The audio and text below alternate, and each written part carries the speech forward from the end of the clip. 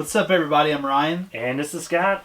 And we are getting ready for round 1D of the bracket The challenge. last section of round 1.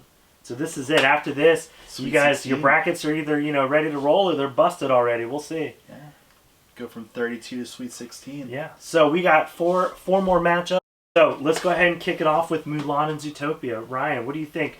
Mulan's one of your favorite movies growing up, wasn't it? Yeah, so Mulan had tons of iconic songs. It's about this girl named Mulan who is part of the Han Dynasty in ancient China. Well, the Great Wall is protecting them from the notorious Han army and their ruthless leader Shan Yu. But the problem is that they end up starting to invade, and the Emperor mobilizes China. And Mulan's dad is not able to fight. No. And traditionally, the son would go out and fight. So Mulan poses as a young man, so that way her injured father, crippled father, would not go fight and die in this war. And so she goes out and fights. She had a little help. She had a little help. She had the help of her ancestors.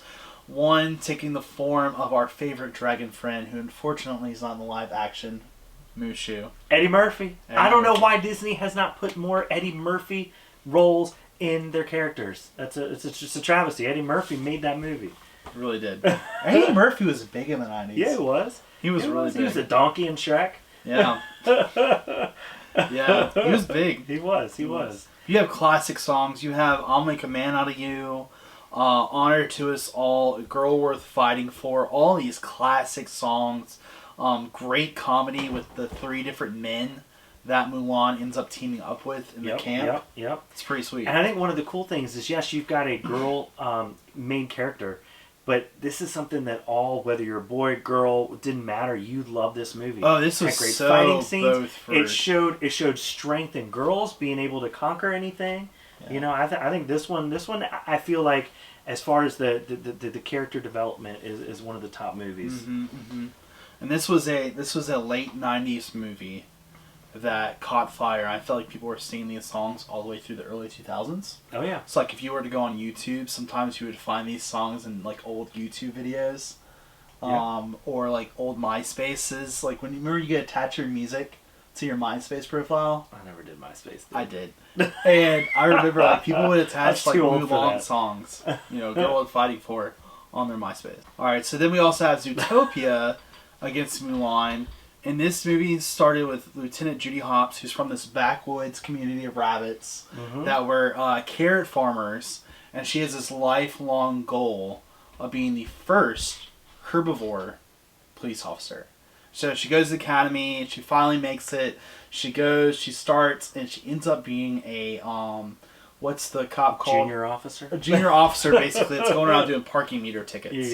Yeah. Worst thing ever. But then she meets up with Nick the fox, who she's been raised her whole life to distrust foxes. But they go on this crazy journey to uncover and solve this case where the predators going crazy. They're going back to their primal instincts and attacking people. Yeah. And I think one of the coolest scenes is when she gets in there with the mob boss. Yeah, dude, because you think it's a big polar bear. You think it's a big polar bear. His name is like Big or something? Yeah. But yeah, you get this whole little scene, and it's just this little tiny mouse calling the shots. Yeah. And it plays off... Alright, so older people would appreciate this, but the old black and white, like Dawn... Oh, yeah. Godfather type movie type thing. Yes. He's like, you come in here the day of my daughter's wedding. And then she comes out and she's like... Oh, this lady outside me, she liked my hand. That kind of thing. It was awesome. I was rolling. But I feel like this movie does a good job of keeping you on the edge of your seat, trying to figure out what's going on, and then the huge twist at the end. Who would have figured the little lamb was calling the shots? Bellwether, man. Great movie. I think this is a great matchup because Zootopia, I feel like, was great for all audiences. Mulan's a classic. I don't know where that one's going to end up. Yeah, it's a good challenge. Yeah, and I know either one of these could easily make it to the Final Four. Yeah, they both stick out in the time period they were made. Yes. All right, that brings us to our last little matchup in the bracket on the Disney side. You got the Beauty and the Beast versus the Fox and the Hound. Now I got to say, I love Fox and the Hound. One of my favorites all time. I mean, I still remember when, Little Copper goes, I'm a hound dog. You know, I mean, come on. Story of friendship where kids grew up together. And, you know, it didn't matter if there was a fox and a dog. They had a friendship that was strong. It was a bond that would never be broken. And then they grew up. Yeah. You know? And the foxes have this little stereotypical, just like in Zootopia, where you got this sneaky little fox that nobody likes. And these dogs are supposed to hunt them. And you got Copper who goes off with his apprentice. Yeah. It's like so apprenticeship. He goes off and learns how to hunt. And then he comes back a completely different dog. Yeah. And when Todd goes in and tries to reconnect with them, he basically gets ran off. Yeah. And it wasn't until later on in the movie where they're off trying to chase this fox. You got the old hunter with his good trusty dog, and you got Copper along, and they're chasing this fox everywhere. And it finally comes down to this big old bear. And you got this fox that's about to get pounced on, and Copper comes out of nowhere and saves them. And then you get an errant gunshot that, you know, knocks out the older dog. I mean, it was sad, but it was one of those stories that shows that friendship is timeless. And come on, Copper and Todd, man, that's one of the best friendships in any movie I've ever watched. And that song, man, the Best Friend song. Oh, so good with the owl singing it. Yes. And so as sad as that movie makes me, knowing it's going up against Beauty and the Beast in the first round, Beauty and the Beast kind of has it all. It's such a heavyweight. It is probably the heavyweight. The bottom half of this bracket. You've got this antagonist, Gaston, who you just want to punch in the face yourself, right? And you've got the Beast, who's just mean, scary. It adds a different element to it. You got a horror movie. Yeah. And you've got all these little characters that come to life in this castle. That are just, the comedic outpouring on this is just... Be Our Guest. Oh, yeah. Be Our Guest. Oh, my goodness. I mean, come on. So good. So this movie, I feel like, has it all. It's got the love story. It's got action. It's got the funny scenes. I mean, I don't know, man. Yeah. It's a heavyweight. It was definitely the movie that caught the 80s by fire. And Beauty and the Beast just had the live action remake that was done pretty well. So you got that going for it. It's kind of revigorated the popularity. It's the forefront of people's minds. People have gone back to watch it again. Yep. All right. So on that side, I mean, I love Fox and the Hound, but I'll be honest, it's not going out of the first round. Not with Beauty and the Beast. Yeah, that was a tough matchup. Not with Beauty and the Beast. Good luck. Yeah. All right. On the other side of the bracket, we got Monsters, Inc. versus Cars. These are two fantastic movies. Yeah. So, Monsters, Inc., you have James P. Sullivan and his boy Mike Wazowski. And they are two monsters who are going through these closet doors to scare kids to make electricity happen in their world. Like the boogeyman underneath the bed. I mean, come on. Yeah, because for like practical means. Yeah. You know what I'm saying? Not just to hurt kids. But they run into this little girl that they didn't name Boo because they scared her. And she ends up coming back to their world. This whole fiasco happens because kids aren't supposed to come back with them. It contaminates everything. You got this bad guy named Henry J. Waternose. I don't know how to pronounce his name. Big scary dude. A smaller version of Jabba the Hutt. Yeah, right? That's a pretty good example. Spider legs. Yeah. Jabba the Hutt with spider legs. And he's trying to like throw everything for a whole loop. And they eventually save the day and were able to get Boo back home, which is pretty cool. Yeah. Very good movie. And it's just, you're watching a train wreck as Boo gets into trouble and is about to be found out over and over and over again. Great movie. It's pitted against Cars. And Cars is... probably had the best toys come out of it as far as little boys, right? 6 and under trucks. Cars has a huge mainstay. If you were born when this movie came out, huge. Yeah. And I feel like Cars is right around when the Blu-ray players were coming out, and just you watch on the scenes where you have all the cars in the stadium and you could see each individual one. Very well done. Very well done. But it's got the story of Lightning McQueen, who is this hotshot race car who ends up basically, getting stuck in this small town because, he caused a lot of damage and he basically got held there and has to work for his way out of this small town.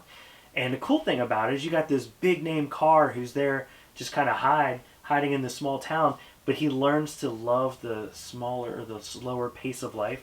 I mean, he goes cow tipping with Mater. I mean, come on. That's one of my favorite scenes. But you know, Cars is just one of those. I definitely feel like for this younger generation, probably one of the most iconic movies for them, especially the little boys. You know, because who doesn't love Cars? Yeah. And for some of you old Hot Rod fans, you get a little bit of that old school feel in there. What was the car's name? The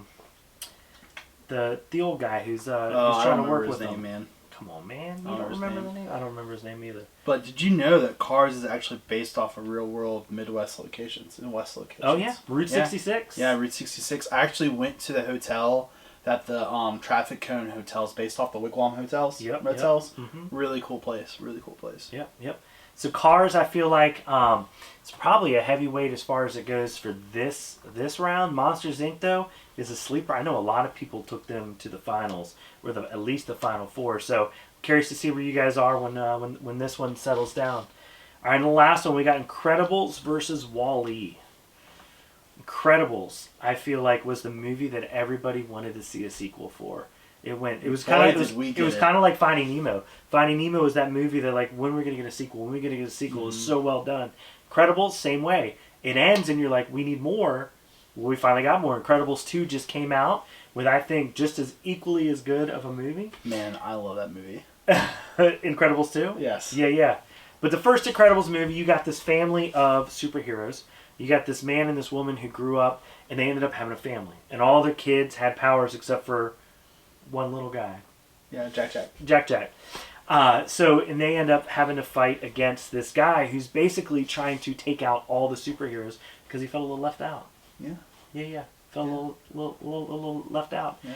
And the family ends up having to work together to defeat him. And it turns out in the end, little Jack's got some powers that nobody knew about.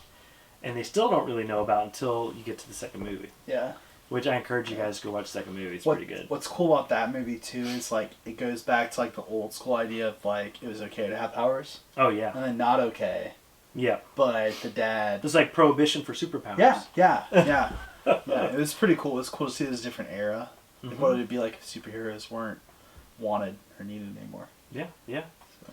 And then you got Wall-E. And Wall-E is the tale of caution for us, right? Yeah. How technology is making our lives so much easier. But eventually, what happens to all the people?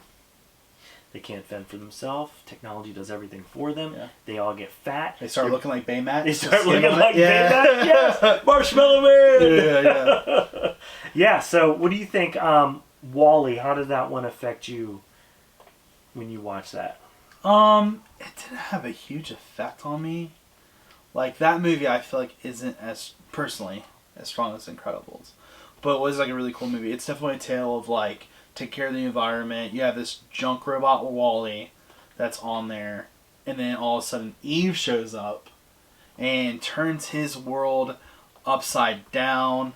He finds out this big ship where everybody's chilling, and they're trying to get back to having a planet of their own. Mm-hmm. But at the same time, some people don't want that. Some robots don't want that. No. And so, but I feel like I had a harder time getting attached to Wall-E, getting attached to some of the characters in this. I feel like it was good storytelling, but going up against Incredibles, I don't know. That's going to be a tough matchup for Wall-E to make it out of the next round. Yeah, Wall-E was definitely like a nice looking movie. Came out in 2008, so like right at the beginning of like HD. Oh yeah. But it was well done, but yeah. So this is going to conclude our first round. So next week, or actually no, tomorrow, you guys are going to be looking at the next set of movies. We'll have that out for you guys to know what you're going to be voting for. I'm curious to see how this all plays out, but it all is up to you guys. You guys have to vote if you want your favorite movie to get out of the first round. Love to see Fox and the Hound make it, but it's not going to happen. So yeah, we'll catch back up with you guys tomorrow. Finish your polling, and we'll get ready. We'll see you in the Sweet 16. Later.